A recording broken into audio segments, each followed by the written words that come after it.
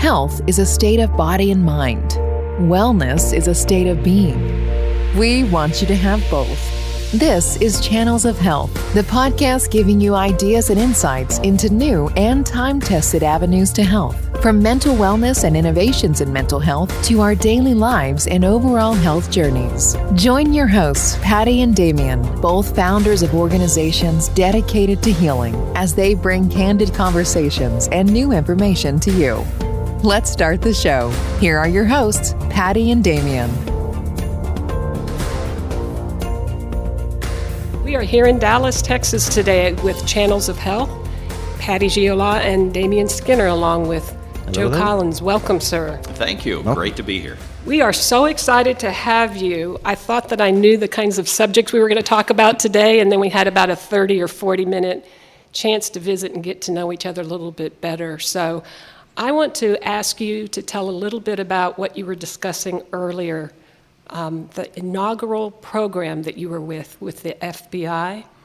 Absolutely. It's the FBI National Academy, and I had the fortune of going through the FBI National Academy in 2009, and I was in the very first inaugural class for spirituality and wellness in law enforcement. And that started the journey that I am on today with helping first responders and their family members. Did anybody even know that existed at all, much less that you were at the first? I didn't even know that was a thing. I didn't know the FBI cared. Right. I'm going to just say it that way. So help me and the audience that thinks like I do. Why? Like, why would they? Mm-hmm. This is incredible. And what are they doing now? Like, how long? Well, in why they care is I would say solely because of the instructor at the time, Sam Feemster. Awesome. Super good guy. He was a supervisory special agent assigned to the FBI National Academy, and he created the program. And I'm a true believer that you are always where you're supposed to be at the exact time you're there. Nice. And so what that means is I wasn't even in the class. I'd heard about it. You needed to sign up for the class, and he limited it to 20 people. And I wasn't in the initial class. And I was actually sitting in our session group that was divided into 6 different groups, so that there was 240 of us, so they had to kind of narrow it down to a smaller group of people. And I was sitting in that group, and one of my favorite things was interacting with all of the international students. We had 27 students from 26 different countries outside of the United States. And I really enjoyed learning more about other people. And one of the people that actually was sitting right next to me is a good friend of mine now, and he's from Pakistan. And he was telling me about the fact that he was in that class and he didn't want to be in the class. And one of the days, you could actually adjust your schedule. It was like the second or third day that you were there. And I'm like, all right, you don't want to be in the class. I want to be in the class. Let's go. Yeah. Because they had just told me at the table that the class was full unless somebody stepped out of it. Right. So I went with him, and he told the people that he was going to sign up for a different class, which opened a spot, and then I got into the spot. And then there's even more funny parts about this, is why I believe that this is true, is I'm in the first day of the first class, and Sam, who is the instructor, is going through the list of people, and I introduce who I am, and he's like, well, you're not supposed to be in the class. Belong here. Right. And it's like, well, I am supposed to be in the class. He goes, well, it's what happened. And I explained that the guy from Pakistan was supposed to be in the class. He didn't want to be in the class, so I was at the table with him, and we adjusted, and I got into the class. Right. And he said, well, I had a waiting list of 20 other people that wanted to get into the class. So you're going to have to leave. And I'm like, well, I'm supposed to be in the class. Yeah, clearly. So clearly. I stayed in the class. And so it was destined. I was supposed to be there. Yeah. And what I learned during that class, it really changed my trajectory in my life as a result of that. Wow. I have so many questions. I know you do. I'm already going, but you better get the ones in you want. See, I'm being patient. Wow. What is it that you learned in the class, specifically, if you can remember, that changed your trajectory? Well, we started talking about things that, at that point in 2009, when I retired in 2020, I had 35 years on the job. And up until that point, we had not discussed the stuff that we were seeing on a day-to-day basis, some of the trauma, some of the different things, the whole idea that what spirituality meant being a first responder. And, we've gone on now to train in different things, and one of the lessons we talk about is spirituality in our resiliency training program. And when I teach that program and teach that particular lesson, what I tell people, because there is a misunderstanding of what the word spirituality means in our society, I believe. No doubt. And what I say is spirituality has absolutely nothing to do with religion. Thank you. Or it has absolutely everything Absolutely. to do with religion, and it's your choice. Yes. And so, we'll get to some of this, but we've been teaching resiliency now across the country and internationally for a number of years, and we've had every type of spirituality in that class. Oh, I'm sure. Meaning people that have no faith, people that are very strong in their faith, but kind of comically and not, we taught a class in Hawaii. And one of our students, when they were talking about spirituality and where they get their spirituality from, because it's all about purpose and believing that there's something larger than self. Sure. And that's really what spirituality is all about. And he said, well, I draw my spirituality from surfing. I knew it was going to be that. And Yeah. and everybody's kind of like, what? And so then he explained it. And everybody was in awe, because he is the type of surfer that when he surfs, he is able to get into the zone, into flow, and become part of the ocean. And we were all like, wow. That is He's in the amazing. rhythm of the ocean, man. It's And incredible. to think that a person can understand and be able to do that, and then it's just awesome to be able to do that. And so, people can get their spirituality from anywhere. Absolutely. As long as it's something larger than self is what we really come down to. Oh, that is so well explained. Mm-hmm. I don't think I could even add a minute to that. When you say resiliency, so I'm thinking in the space of first responders, right? I was telling you before we started recording, I've said multiple times on the show, I used to think PTSD was something that, first responders, military, that was just for them. It was a hazard of the job. And I came to find out a lot of people think that. Like a lot of people have that misunderstanding. Less today than used to, but when you say resiliency teaching, I assume that means how to man up and take on more horrible crap and keep being productive. Now, I'm intentionally being, Right. but that is kind of what resiliency meant not too long ago. Like the guy who can just keep running until he dies of a heart attack was just like that hard-working, resilient. Obviously, you mean something different. So can you Absolutely. explain for our audience what you are actually referring to when you say resiliency? Yeah, and I think that was the common mindset for many, many years, and unfortunately it still is the mindset for many people, is the whole idea just to suck it up. Right. And just keep moving on and keep taking on as much stuff as you can, as many burdens, expose yourself to as many things, because then maybe you might become inoculated Right. to it. Yeah. Well, the science now behind that, and it's really a great book that explains this, is The Body Keeps the Score. and the fact that trauma and the exposures and the things that you're going to see, deal with, and encounter throughout your life, stay in your body. Yes. Unless you, on purpose, do something that's going to get it out of your system. We should explain why Damien and I just laughed, because that wasn't Yeah. a very polite response. Yeah, we weren't making fun of you. That book comes up and is the core behind what I'm doing with the camps for kids. That book and a book called Letting Go. Those two together just blew my mind. And when it comes to how to work with children who've been severely traumatized, it put me in a whole new mental place to understand it, But for people that don't understand what resiliency is today, what is this new resiliency? Yeah, so, people have a lot of different definitions of what it is. Bouncing back, from situations. We refer to it many different ways. The difference between a tennis ball and an egg when you drop it on the ground. I often relate to a pressure cooker. There's a reason that there's a release valve on the pressure cooker. Right. Because if there isn't one and it's under pressure, it's a bomb. Yeah. And unfortunately, we've seen that across the country and most recently in Boston on the marathons, is that when the pressure release valve isn't functioning correctly, either intentionally or unintentionally, it's a bomb. And what our first responders and many people within the community are dealing with is the lack of knowledge and the lack of resources and no training how to install and properly manage and regulate your release valve. And that's what it is. Resiliency is giving you the release valve and teaching you how to use it and when to use it and how to use it. It's fantastic. And giving you permission to use it. 'Cause Absolutely. so many people seem to think that's a weakness. Right, because there are times where it's not appropriate to use it.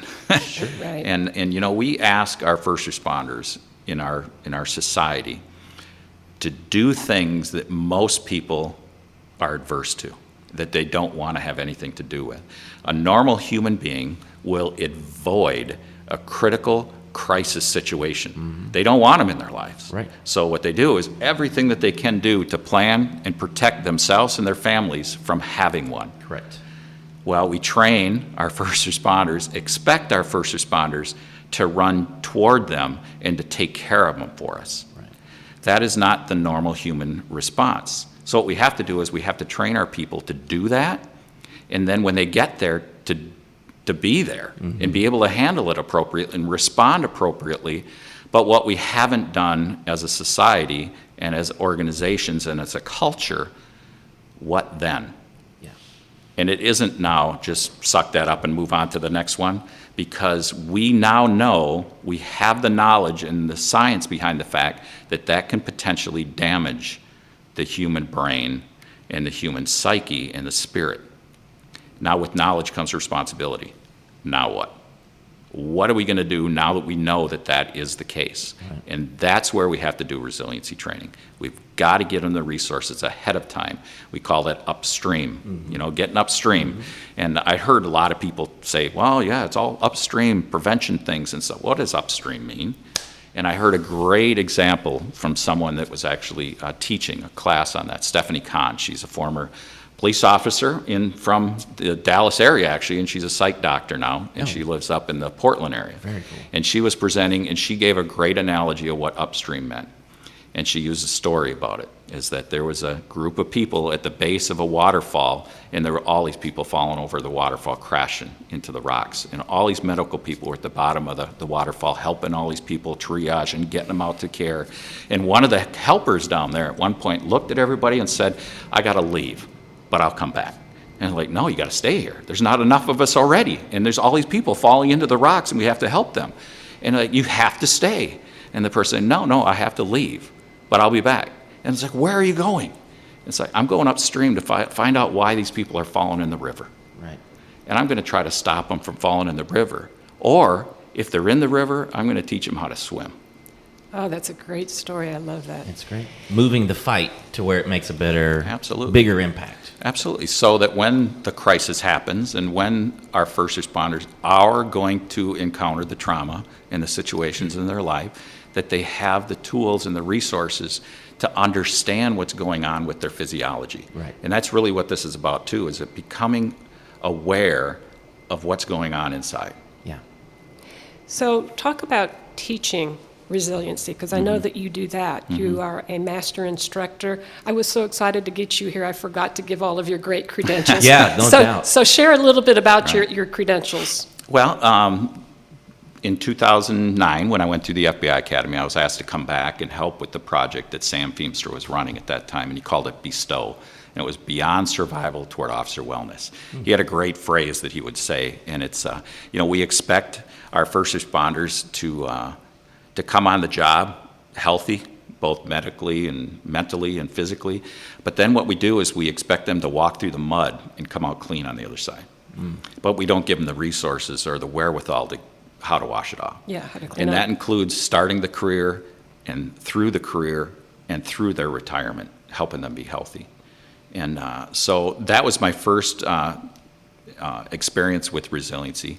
But then I became very active in the FBI National Academy Associates, which is the association of those that have gone through the academy. And in 2012, I'd been doing some work in this area, obviously leading up to that. And we had the conference, the national conference. It's actually an international conference here in Dallas. And one of the people that was moving up on the board of directors within our organization, Barry Thomas, good friend of mine from Iowa, he made a very impassionate speech from the dais at the very closing of that banquet in the whole week. And he said, you know, we are the largest law enforcement leadership organization in the world. And it's our responsibility, because we know things are going on out there as far as the mental health and the behavioral health of our first responders. We have to do more as the leaders. And I'm not one to just allow people to say things without holding them accountable for their words. So before he was able to step down the last step off of the stage for that particular conference, because it was done, I was standing there, and we had a conversation. And I said, are we talking about this, or are we truly going to do something? He says, well, what do you mean? I said, well, I have an idea. We need to start a committee within the FBI National Academy for officer safety and wellness. He said, okay, well, here is the dynamics around that. This is what the structure requires, is that someone on the board of directors has to chair that committee. And he said, what we will do is we will co-chair the committee together. And I am going to be too busy because of my responsibility now on the board, so we'll co-chair it, but you run it.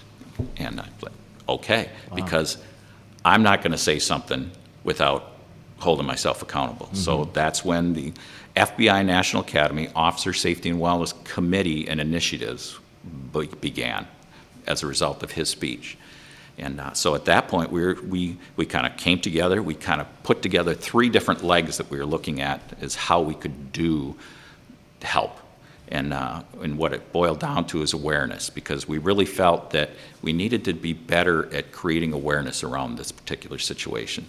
And so we started writing a lot of articles. We had some great people on the committee. It was actually the first committee at the FBI National Academy Association that had people on the committee that hadn't gone through the FBI National Academy. So we had civilians that were like top-notch in these particular areas. So we were writing articles. We were publishing them in our newsletter and our magazine that was coming out. But then we also knew the fact that when we raise the awareness that there's issues around something, there has to be a component to catch people when they identify either themselves or others that are struggling with these things. So we started having conversations, and again, this was Barry Thomas that introduced me to the person that was working for Acadia Healthcare in that area.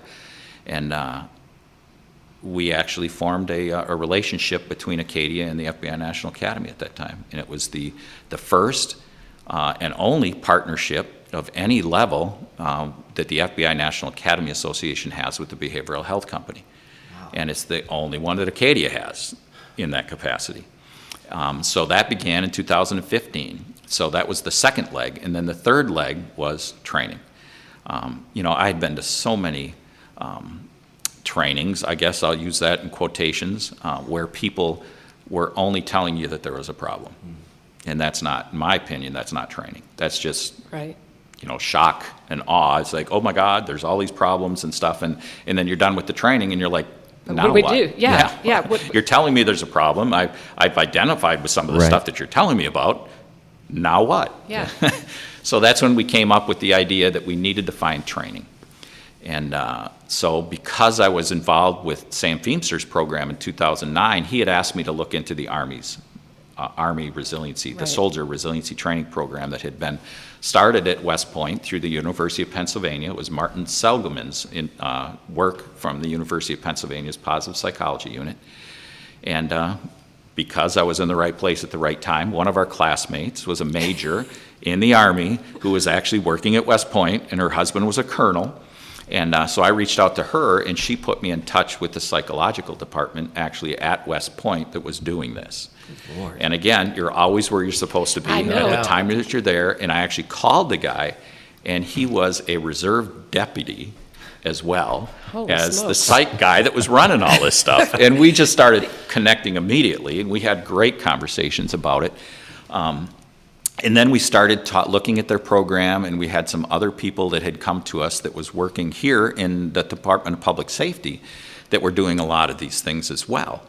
And then it just all kind of fell into place where one of the people on our committees, he went through the FBI National Academy. He's a retired colonel from the Air Force. Randy Rickert is his name. And he was the very first unit within the Air Force's special forces that actually embedded the resiliency training in the Air Force into the Air Force. And so he now is one of our instructors. He was on our committee. And then we got invited to go to San Antonio to look at their program. We sent a couple people down there. They came back. It's like, it's absolutely what we're looking for. And then they invited a dozen of us to come down in 2016 to go through the Airman Resiliency Training Program. So we went through, we all became instructors, and they gave us the entire program and said, here it is. Do with it what you need to do, because they understood that there's a significant number of first responders who are veterans as well, or active military in the reserves and different things like that. Right. But they also understood that when military is deployed, the people that take care of their families are the first responders when they're away. Right. So they wanted to make sure that they were taking care of the community as well, because they knew that we were taking care of their families. So they gave us the entire program, and over a course of a year, we were converting that to be a first responder specific resiliency training program then, based on what all had happened through the history of University of Pennsylvania, the Army, and all of the branches of the military. And so that's, we started teaching it then. And we taught it from everywhere from New York to Hawaii and Florida to Alaska and Canada and many parts in between. And what has happened now as a result of that is it's taken on kind of a life of its own, which is great. Because now we did a class, the very first class was actually going to be in Las Vegas in October of 17. So when October 1st. Yeah. So that's when they had the shooting. So they had to postpone it. So we actually did a class in upstate New York, and then the following year we did it in Las Vegas. But we did somewhere during that time period, I don't know the exact date, we did a class in New Jersey. And my partner now with Acadia Healthcare, Bill Mazer, he helped coordinate that. We were able to get it there. And the Attorney General found out about the training then after the fact, and it's just amazing. It took off like a forest fire. And the Attorney General now has mandated that every police officer in the state of New Jersey go through the resiliency training program. That's 36,000 police officers in New Jersey. Wow. And now it is spread to Georgia. It's happening in Georgia. The Readiness Group here with Brenda and Erica, I know they've been on your show a number of times. They're doing the training. And there's a lot of organizations that are doing that based on what we started, and including Resilient Minds on the Front Lines. And that now is an organization that started in New Jersey, because what happened is that they did the big kickoff to train all of their major master instructors throughout the entire state so that they could go out to the agencies and do all the training. That actually completed their kickoff training on March 13th of 2020. That was the day the world locked down. Gee whiz. So here they are getting ready to roll this out in person and do this training, and it didn't happen. So one of the master instructors, Michael Pellegrino, and his wife, Diane, they decided, we still got to do something. So they started Resilient Minds on the Front Lines. Cool. And we started recording 15-minute video segments on resiliency. And within 6 weeks, we had our first one out, and now we've done like 35 of them, and they've been viewed in every state in 60 countries about resiliency and different types of resiliency. And they're little segments, they're great. But now what that has done is, now that we are no longer under quarantine and we're able to do some face-to-face stuff, is that they decided that, why is this just for first responders? Because when it's on the front lines during COVID, people found themselves in a frontline critical role that they may not have ever viewed themselves as that critical person. And that means truck drivers, people that were stocking the shelves, people that were helping keep our society and our people going. So that's where it was geared toward. And I know we had a discussion earlier. It's like, well, what does this resiliency mean outside of the first responder community? And well, what resiliency really is all about, and what we try to teach, is self-regulation and self-management during critical, troubling times. Is that how do you understand what your psyche is, what's going on in your body? How then can you regulate when it changes? And what can you do to help yourself get out of what we call the downward spiral? Because when you start spiraling down, your perception gets narrower and your opportunities become fewer. And we call them triggering events. If something happens and all of a sudden you become emotionally reactive to it, your options then become fewer because you're not looking at it from a better perspective. And so you start spiraling down. And we call it catching yourself. Is that when you can recognize the fact, wait a minute, this isn't who I want to be. Right. Something's wrong, and you stop yourself from spiraling down. Right. We actually refer to that as like the 100 level course of resiliency. When you can stop yourself from spiraling, you just hit 100. That's right. All right. Yeah. Now, the 200 level would be to put a resiliency tool in place, which gets you off of a downward spiral and now gets you over to what we call the upward spiral. And the upward spiral is the fact that, I got something that will work. So I stop the downward spiral. Now I get over to the possibility of upward spiraling myself, and meaning that, I can step back away from this situation. I got a tool that works. So let's plug that in. And it's like, hey, that just worked. And all of a sudden you start spiraling up, and you actually distance yourself emotionally, potentially, from the situation, said, hey, I feel better. Right. It's like, well, if that worked, what about this? And then you actually get a better perspective, and then you start spiraling up.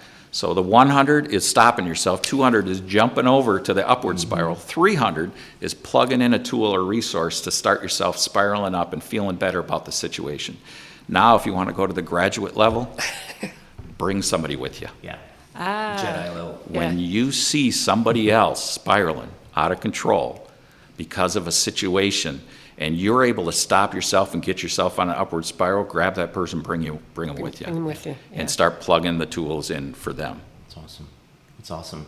I know another time when we're not recording, I would love to, even if it's just a phone call, talk to you about some of the parallels between what you're talking about and what we do with children, because getting them to understand that they don't have to always be the effect, they can be the cause. Right. Is some of the language that's similar that we use when they are struggling with regulating themselves, when they are having that anxiety. It's those tools that helps them realize that they don't have to be the effect. They can be the cause.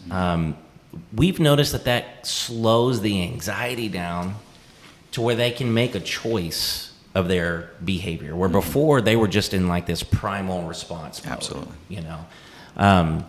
What's interesting to me is that for first responders, it's a lot of the same spirit and a lot of the same heart.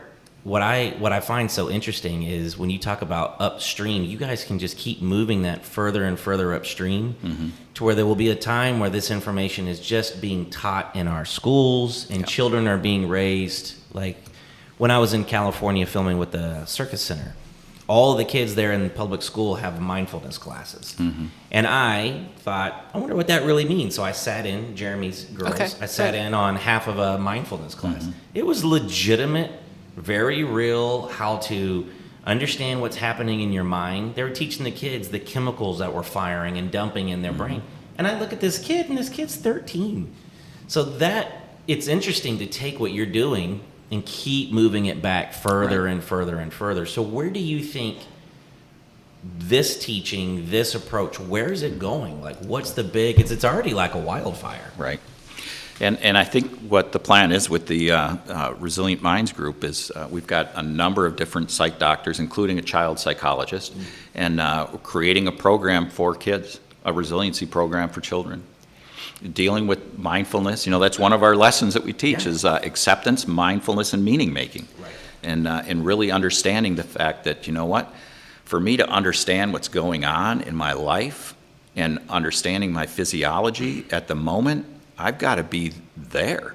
Right. I got to be in the moment. Right. And that's the whole mindfulness and meaning making is that, you can't be thinking about things that are 10, 15, 20 a year down the line. you've got to be where your feet are. Right. And that's a great quote from one of our instructors, Mary Van Hout, that it's like, be where your feet are. I love that. Because Yeah. if you're where your feet are, you can't be somewhere else. Exactly. And that's all the whole mindfulness thing. And the chemicals, when you talked about that, we, within the first responder community, we talk about the parasympathetic and the sympathetic nervous systems and the fight or flight and the hypervigilance. The hypervigilance is directly related to the fight or flight. That's the sympathetic nervous system in our body, and that's where all of those chemicals are getting dumped in, and that's where the anxiety comes from.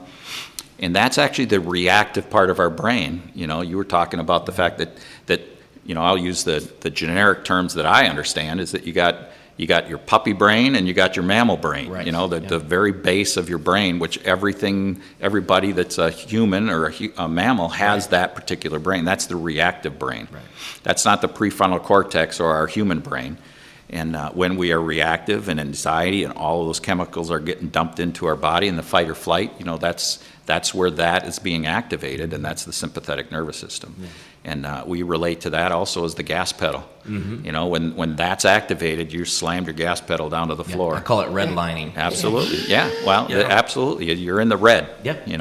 And what we need to do is we need to figure out and understand that something has activated us to that point. And again, that's catching yourself, right? And then activate the parasympathetic nervous system, get into the prefrontal cortex or the human brain, and we call that the brake pedal. That's the parasympathetic nervous system, and we have to understand how to manage our pedals, because we know what'll happen if you keep the gas pedal slammed to the floor. Is that's not gonna be a good experience. Right. You're gonna crash, or you're gonna blow up the engine or something like that. Right. And then if you're in that, and another activating event comes, that's almost like hitting the turbo, and Right. and then For the having that exercise. on, it's like, oh my God. Yeah. But there's also consequences to slamming on the brake. Yeah. And, I learned a great lesson from one of the firefighters. I went through a program actually called Save a Warrior, and it's a interactive experiential retreat for first responders and military. Cool. that really get at the core of that. And part of that entire experience was where I was introduced to meditation and how to do it the right way. And I was explaining during one of our sessions that I had been teaching for many years, is that first responders, when we go to these situations and they see the trauma and the crisis and the critical incidents and stuff, we have to shut off our emotions, because you have to go into these things and be able to deal with them and not break down in the situation. So I was constantly training that we have to shut off our emotions.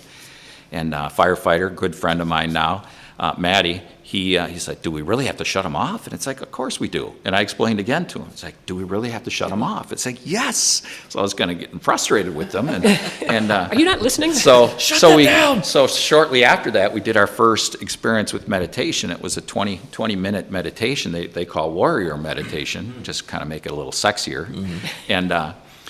And during the entire 20 minutes, he was my meditation guide. All I saw was his face asking me the question over and over again. So I was getting frustrated more during my meditation. He's like, do we really have to shut him off? And it's like right at the end of the meditation, I had the epiphany. It's like, no, what we do is we have to manage them. Because if you go to your house and you go wherever your control box is in your house for all your electricity and you slam the main off, takes a lot of work to turn all of the stuff back on again. That's a great analogy. Yeah. So what you need to do is you need to be able to manage your emotions. And you need to be able to dial them down to where they need to be. And they don't need to be all the way off, potentially. Because we need to be able to feel and understand, to be empathetic with people that we're responding to, be able to connect in certain situations. Sometimes we may have to dial them all the way down. Yeah. But it's easier to dial them up. It's like the dimmer switch in your house. Is that, you know what? I want to get into a certain mood, so I'm just going to dial it down a little bit because I don't want it as bright. And so that's what I teach now. It's like, it's a regulation. It's how do we manage, how do we regulate ourselves to be the best self that we can be. Right. And you talk about books and stuff. I think that's actually one of my new addictions now, is devouring as much knowledge through sounds books like and Audible and all these different things as possible. We understand that. And John Maxwell. Oh, yeah. So amazing. Yeah. And I finished one of his books, and the entire book, the quote that I took away from him is that the best gift that you can give to anyone that you care about, that you work with, anyone in your life, the best gift that you can ever give to anyone is a better you. And that's what this is about. That's what resiliency is about, is coming to terms with the fact that I can be better. We have really gotten the audience all excited about learning and going places to teach resiliency. How are the listeners going to know the difference between a good resiliency program and a program that is just question. out there What should they to look for, take your money? Yeah, that is a good question, and it's not easy because there are a lot of people out there, and I know there's a lot of good training that's going on out there. But what Martin Seligman says in his book Flourish, and if you want to know about resiliency, it's a great book, and he's got a number of different books as well as Learned Optimism and things like that. But in his book, he talks there's 3 phases to this whole process. Is number 1, you need to be able to learn what resiliency is. You have to learn the lessons to be able to do anything with them. And then the 3rd phase of the process is teaching. But you can't skip number 2. And what he says about number 2 is that you have to embed them in your life and you have to learn and live resiliency. Because if you're going to skip number 2, please don't go on to number 3. Because the students will see right through you. I know I would if I was a student. Sure. And so you've got to, it's a process. You can't just simply take a 3-day class and then all of a sudden, poof, you're an instructor in resiliency. Right. You have to take it away. We kind of say it's, you're drinking from a fire hose in those 3 days. And it's an emotional roller coaster. Because what we try to do in resiliency training is make you stronger before you get to the event. It's called left to boom, or left to bang. And it's before the incident happens. What we want to do is we want to give you the resources and the tools before the 9/11 happens. Right. Because a lot of us, there's a lot of people and listeners probably that weren't even alive during 9/11. But there's going to be those 9/11 moments in your life. We call them big T's, the big trauma events. But we need to give you the resources before those hit. And the only way that we can give those resources is by making you uncomfortable and pushing up against your belief systems. Because if they are good, we want them locked in. If they're not good, we want you to change them before the event happens. Because during a crisis, during a critical situation, is not the time to change your belief system. Because it's not the time to do it. That's right. You can change it after, you can change it before, but you know what? When it's really hitting, you've got to get through it. Yeah. And unfortunately, people that don't have any skill set, they get to that big T or the bang or the boom in their life, whatever it might be, and if they don't have the right tools, they're going to start sliding down that spiral again that we were talking about before. And they will continue sliding. They will continue making that particular event worse because you're not adding sunshine into it. You're doing what's called ruminating, spinning it around in your head, and you're adding more bad things to it. Meaning making it. Absolutely. Yeah. And so then you start sliding down this slope that you need to get out of. And if you can't get out yourself, then you need somebody else to pull you out, whether it's a trusted peer or somebody that understands or sees what's going through, or you need to have an intervention by a trained clinician or therapist, or you might have to go to treatment. Right. And if that doesn't happen, unfortunately, there's a bottom. Right. And unfortunately, we're seeing way too many people get addicted or take their own lives as a result. Is there a way, because I know your specialty is first responders, for people that are listening that aren't first responders, what would you say is the seminal, here's the book? I shouldn't ask. That's a totally unfair question. Right. What are some materials that they should listen to develop? When I leave here, I know for myself, I would love to develop more resiliency. I get really affected when I'm working with these kids.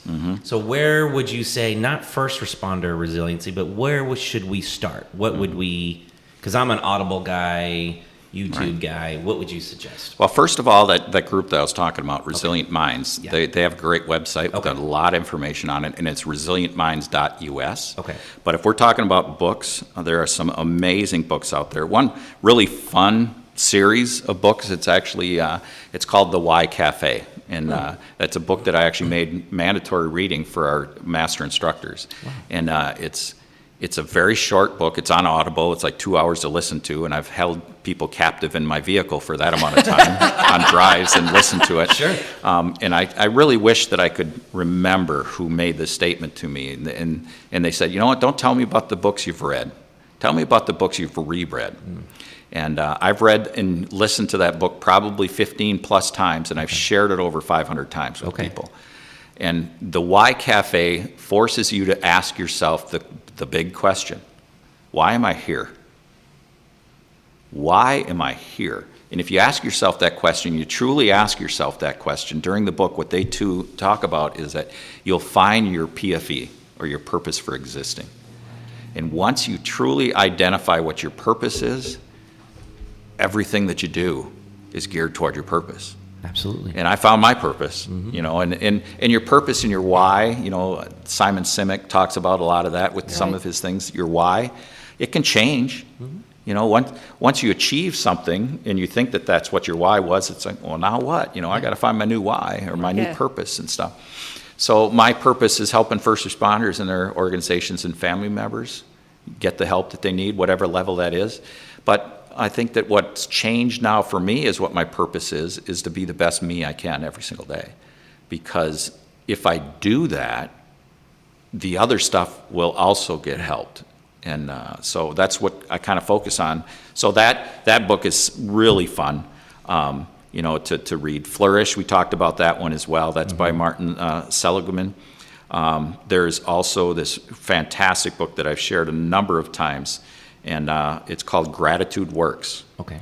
And one of our lessons is actually gratitude, and how, you know, they say that about 80+% of the society is defaults to the negative all the time. And I think it's higher in the first responder community because we expect them to go out and deal with negativity and bad things, and so they're kind of geared towards seeing that. And what we do is we let them know that, you know, you can actually rewire your brain. You know, it's neuroplasticity. We used to think that the brain stopped developing, you know, at 24, 25 years old, and that was it, and then you're on your downward cycle from there on. But you can actually create new pathways in your brain, but you have to do it on purpose. Right. And one of those things is gratitude. Absolutely. And, you know, we work on that really hard. That's really emphasized strong. And then, because I was teaching it and I didn't want to be a hypocrite, I really started doing a deep dive. And I found the book, and it's actually written by Emmons, and he is quoted in a lot of the different things that we did. And he talks about doing a 21-day gratitude challenge to actually make it a practice. Yeah. And so I did that. I did that 2 years ago in May. I did a 21-day gratitude challenge, and things happened in my life during that 21 days I could not explain. They just happened. And but what I was doing is that I was journaling it, because I needed to do that for myself, because we ask people to journal, you know, if that's what you need. And I was pushing it out on my Facebook page, and people were liking it, and they were commenting on different things. But I reconnected with people in my life that I hadn't seen since I had graduated from high school, 30 years. Wow. And one of them, you know, we were going to see our son, who was living up in Seattle at the time. And one of my classmates, Kari, we were in choir together, we were in swing choir together, and we did all kinds of things. I went to camp with her a few times, but right after she graduated, shortly after she got married, and she moved to a different part of the country. And I hadn't seen her for 30 years. And I posted that we were going to be in Seattle seeing our son. And she's like, oh, that's so neat that you're doing that. And I'm actually flying out west to see my mom, who's going to be celebrating her 100th birthday, and we're flying through Seattle. I got to go to Portland. It's like, oh, that's so neat. What day are you going to be in Seattle? And it just happened to be, of course, the day that we were leaving. Wow. So it's like, let's connect. And we connected. We saw each other in the airport in Seattle as a result of my gratitudes. How cool. And I hadn't seen her for 30 years. Wow. And then another one of my classmates I hadn't seen, I was working at the time as the chief, and we would go, every May, we would go to a Brewers game as a group. So we had about 60 of us that were rented a bus. We went down to this game, and I posted a picture of us on my Facebook page as one of my gratitudes, and my classmates like, I'm at the game. Let's connect and have a beer. I hadn't seen him in 30 years. Crazy. And then the really, really cool thing that happened is another classmate. He saw this, and he was asking me on the side, he's like, what is this thing you're doing? And I explained it to him. And he said, well, I'm not a public person, so can we do this and share it privately? Absolutely. Oh, good idea. So we started doing this, and I started learning things. I knew something had happened, during the junior, senior year. He changed, but I was 17, 18 years old, and the world revolved around me, Right, not right, yeah. anybody else. It's like, whatever. But what I had learned about that was that his brother had killed himself, and his dad disappeared during that time. And then I learned that he had immigrated from Panama. I never knew these things. And I learned about it during gratitude. And what's neat about that then is that I wanted to see whether or not after that 21 days that I saw the stuff that I was seeing as a result. Because at the end of 21 days then what I did is I went back and I reviewed everything and I re-journaled everything. So I relived my 21 days of gratitude again. Okay. So that really locked it in. Yeah. But now what I was trying to say is that did that make it a practice so that I could see it more?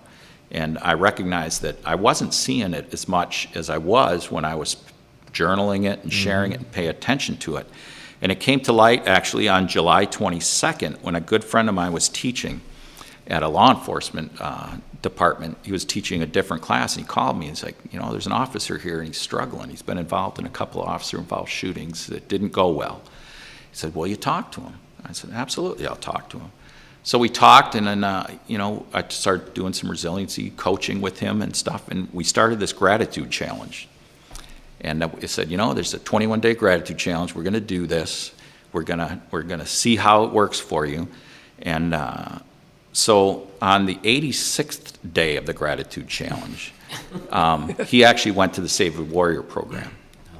And the Save a Warrior program is an experiential treatment program for first responders and military people that are struggling with either addiction or post-traumatic stress. And he went to the program. When he was there for the program, I kept sending him gratitudes because we're sharing them through text messages and stuff. And you're always where you're supposed to be. So during that particular week was when the Attorney General was making the announcement in New Jersey that they were going to be doing this. So I was actually in Trenton in an auditorium watching it full of 3,500 people talking about resiliency and that they're going to do that. So I don't know if you've ever experienced more than your dream come true, but I'm sitting here watching this. And then on the way back, I actually was able to stop at the Save a Warrior place on the way back home. And I got in there at like 3 o'clock in the morning, got to the place that Jake, who runs the whole program, we were texting. It's like, we'll leave the door open. This is the room. Yeah. So I get there and I sleep for like 3 hours and I wake up and I'm like feeling good after 3 hours of sleep. I'm like, I'll get up and I'll help with breakfast. Well, the officer and I, Jesse, we never met before. We just do through right. texts and stuff. And he didn't know I was going to be there. And so I'm helping with breakfast and the guy, the chef, Keith there, he's like, hey, go check on the coffee, take care of that. That's in a different part of the building. And I'm walking, and I saw Jesse, like, coming toward the building. And I'm walking back to the kitchen. I'm like, crap, I never figured out how I was going to introduce myself. And so we go, he comes in, and then I'm like, well, let's just do this. I was wearing, I went through the program, so I was wearing my T-shirt, and, I just came up, and it's like, hey, man, I give him a big hug. I'm glad you're here. And as we're hugging, I said, I'm Joe Collins. Oh, that's great. Whew, he nearly broke my ribs. Wow. So that gratitude challenge with him started July 22nd of 2019, and we shared gratitudes yesterday. Wow. So it's 2 years. Wow. It's amazing. Incredible. Okay, so our listeners cannot see us, but we're all like, our eyes are all kind of welling up, all three of us. So I just outed you two gentlemen. Sorry. No, it's fine. It's fine. Wow. Gratitude, we talk about it. There's something we've done. We call them gratitude bombs, and I've changed that to BALM now because people are like bombs.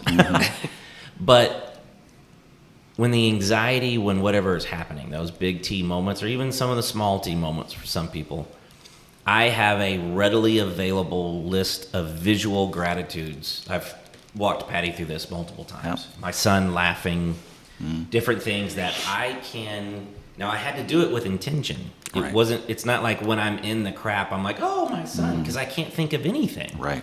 So I've had to develop this practice where I just have them on a shelf. Right. And the minute I feel it, I'll start grabbing some of those things and I'll replay them in every one of my senses as much as I can. If I can smell where I was, and the more of the senses I start bringing in, my state just changes. Absolutely. Radically changes. However, being able to do that with multiple people and be able to, share that, that's awesome. I would love to do that. Well, and you know what? Our entire history as human beings has been passed down through sharing stories and connecting. That before we had paper or iPhones and things, traditions. they actually sat around the fire at night and they shared stories and they Exactly. connected. And so we are so much more similar than we are not. Exactly. And that's what we try to explain as well during the training, is that we hit the gratitude hard. What's fun about it is that we actually give people sticky Post-it notes in different colors, and everybody has to share. They write down 3 gratitudes, blessings, things that they consider good things that have happened to them in the previous 24 hours. And we get them to write them down, and then we have them discuss in small groups, and then we share in a big group, and everybody starts connecting with the things. And then we post them up on the wall, and we do this each day during the 3 days. So the window or whatever is full, and you can always throw up a gratitude at any time. And then at the end, we're like, take a look at that. We would have missed that Yeah. unless we were paying attention to it. And that changes. And we had one gal, it was really cool. She came into the class, and she was a police officer, investigator, and she was all business at the beginning. That she's sitting there, her arms crossed, and it's like we really enjoy when people are voluntold to show up to training. Voluntold. Okay, that's a good word. Yeah, and by the end of the 3rd day, she looked different. She was a different person, and she had a couple of young teenagers at home. And she's like, oh, my God, this is amazing. How am I going to get my kids to do this? This really helped change them. And so she gets there, and at dinner, she's like, okay, we're going to do this gratitude thing. And she explained, it's like, that's stupid. And she's like, oh, my gosh, I got to quickly shift. I got to problem solve on this one. And she's like, hey, we're going to play a game. We're going to play a gratitude game. And the person that loses is the first one that runs out of gratitudes. And they were snapping them off left and right, and all of a sudden it became a game and exciting for them, and it really caught. Yeah. But it can change. It can change people. It's changed my life. Gratitudes. It really Dude, has. you just glow. I mean, you're already a high energy guy, but you glow when you're talking about the gratitude part, for sure. Something for Kelly, our organization, has a tagline at the bottom, gratitude is the new currency. And it really is. It's incredibly powerful if you think about it in terms of it just continues to give back to you and give you more reasons to share gratitudes. No doubt. It builds on itself. So Well, we've been doing a number of the trainings with Brenda and Erica over at Grand Prairie at their new building. Right. And Erica shared a picture the other day with us, and how I said we had used the sticky notes and stuff. So there's 2 windows now, actually, in the investigative bureau, and there's cable running across with sticky notes that are different colors, and it says gratitude at the top of it. And they've now instilled it into their belief system. And that's how you change cultures. Yes. You change a culture by changing their belief system. Yes. And our belief system for the longest period of time was suck it up, because you know what, you're different, and you'll be able to deal with this stuff. Right. And all you do then is just you layer one trauma potentially on top, and then that's cumulative trauma. Right. And on top of that, then you have vicarious trauma because you're experiencing it through the other members. Yeah. And the dispatchers are dealing with this, the corrections, everybody, nurses, teachers, and that's why the Resilient Minds group has decoupled the resiliency from any career, any occupation, any walk of life, to the fact that, you know what, we all need to be resilient. That's great. We all need to be better. That's great. And this is one way of doing it. It's amazing. I do want to be mindful of time. Right. And I know that we're just a little over an hour, but I Okay. didn't want to just go right to it, and I can edit this part out. But I want to let you know that we're at about an hour and 20 minutes. Okay. I want to also let Joe tell a little bit about your employer right now and what they are doing and how much they charge for it. And that's sort of a lead-in for what you know of. Absolutely. So I work for Acadia Healthcare now, and Acadia is the largest behavioral health provider in the world. And they were the ones that we partnered with back in 2015 with the FBI National Academy, the Officer Safety and Wellness that has led to where I am today, sitting in this chair talking with you guys about stuff that really matters to me. And so they believed they had a responsibility, because they are the largest provider, to take care of our communities. And one way of doing that is taking care of first responders. So they created a position within their organization, and it's a public safety liaison position.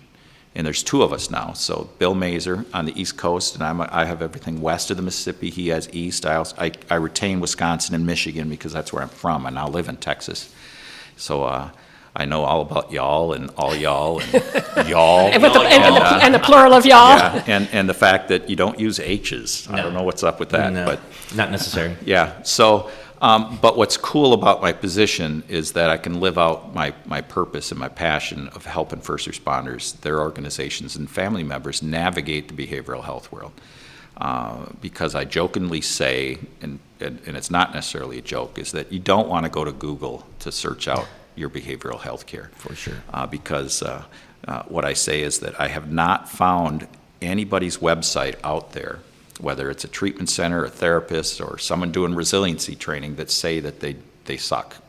Yeah. Because that's not really in their marketing plan. There you go. But there are a lot of people that don't know what they're doing. Yes. And so what very dangerous. we try to do is make sure that we vet out programs, therapists, so that when somebody needs someone, that they're going to find somebody that's culturally competent with the first responder community.